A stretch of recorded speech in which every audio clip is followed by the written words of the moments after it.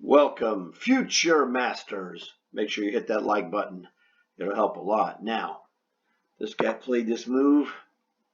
Knight to d3.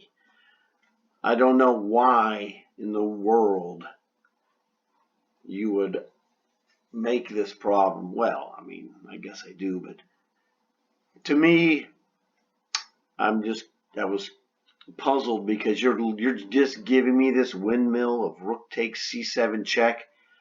This part I can tell you for a fact. It took me only a few seconds to go. I'm going to take this because those of you guys who've been around, you've seen my windmill videos, and you would know that, man, when windmills are concerned, I'm pretty close to grandmaster strength.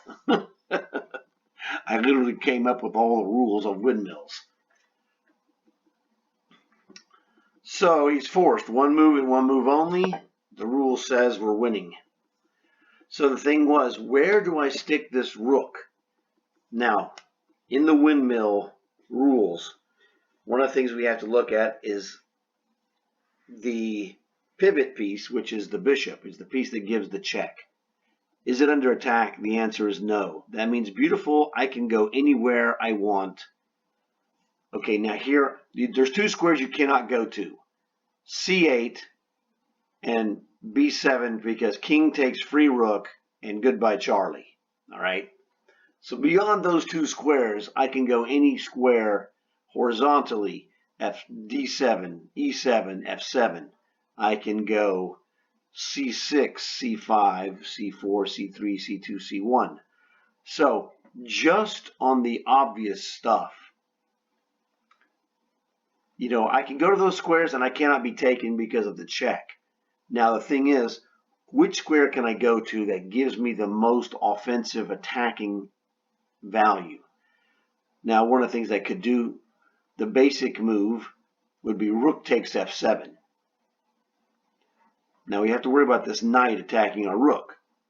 So you don't have complete impunity, but you have a large selection. Rook takes F7, you cannot, well, I'd say you cannot. You probably shouldn't play rook to here. You could play rook takes F7 and then rook to A1 maybe, or rook to D1 might work. The knight is guarding it. But you run into rook to D1 runs into stuff like rook takes F7 is not very good because rook to D1 runs into rook takes E3. And then when you take this, he knight checks you and wins this. So that's terrible. So if you want to play rook to D1, you'd have to play something like rook to E7 or rook to D7 check to swap off the rook. And then you're just squandering the option. One of the things that makes the windmill so powerful is that your options should expand, not contract. Rook to D7 or rook to E7 don't look like they're helpful moves. They're not expanding your attacking options. They're like reacting defensively to a threat that's really not a big deal at this moment. So I did not play horizontal moves because these are all inferior. Because like I said, this knight attacks our rook and defending it's a real pain. You don't want to play rook takes F7, rook to F1. You haven't gained anything. You've gotten this beautiful option and you've done nothing but squander it. All right? So that's not going to work. So let's try a vertical move. C8 is a negative. C6, after we check and it's not like we have a pin or something. We could go to A6, which would be nice. C5, you're running into bishop and knight, but you could attack this pawn. C4 attacks nothing. So C4 is a big X. I don't know how to do pictures, marks on the screen. Guys do those arrows and stuff. I don't like that anyway because that's just a crutch. I'm a tournament player and I'm doing this. You're looking at this the way I look at it in tournament. Okay? You want to be a good tournament player like me, you have to do it the way I'm doing it.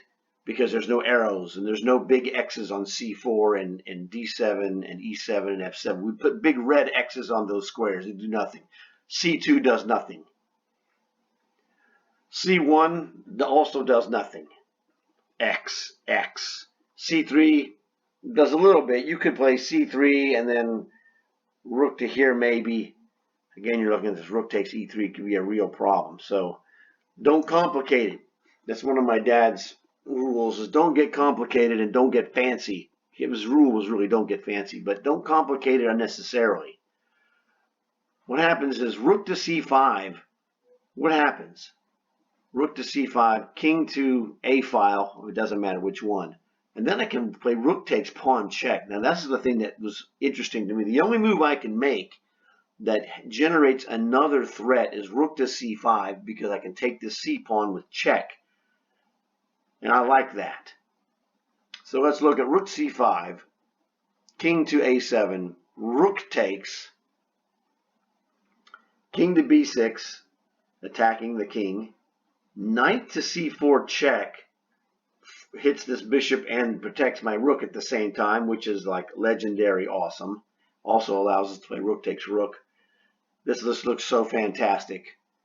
Rook C5, rook to C5, king to A7, rook takes check, king to B6, knight C4 check, king to C6, and then we just trade rooks, right? It's crushing. Like this is just like so devastating. And now our rook is hanging, of course. So we have to invoke my rule of removal of liability, which is rook takes rook is the only way to remove this liability. We don't have a good check. Removal of liability, and that is it.